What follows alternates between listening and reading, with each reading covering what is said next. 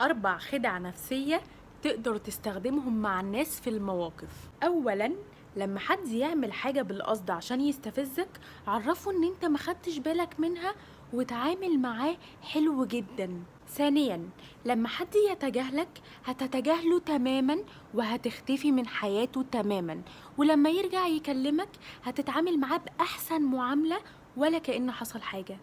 ثالثا، لما تكون قاعد قدام الناس وحد يتبلى عليك بالقصد ويقول عنك حاجة ما حصلتش، ما تبررش ولا تدافع عن نفسك، هتقول عنه حاجة ما حصلتش، لأن الناس مش هتركز في التبريرات اللي انت هتقولها ولا هتصدقك ولا هتسمعك، وهتصدق التهمة اللي هو قالها عنك، فبالتالي مش هتبرر.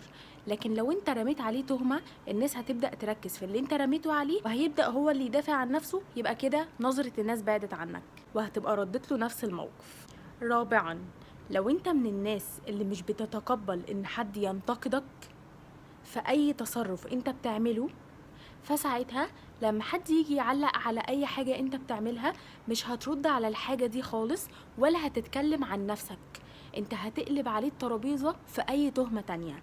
يعني مثلا لما حد يقولك هو انت ليه نقلت دي هنا حطيتها هنا، ما ينفعش، ساعتها هتقوله بقولك ايه، بطل لما نكون قاعدين في المكان الفلاني تعمل كذا، بجد دي حاجة وحشة جدا، اوعى تعملها تاني، من غير ما تحسسه خالص ان انت بتردها له، وهتكمل كلام في الحاجة اللي مضايقاك ولا كأنه قال حاجة. ساعتها هو هيستفز جدا، لان اي حاجة هو بينتقدك فيها هتبقى كتمتها جواه وكلمته في حاجة تانية مختلفة تماما، والحركة دي بتبقى مستفزة للشخص ده جدا، لانك بتقابل الانتقاد بانتقاد تاني.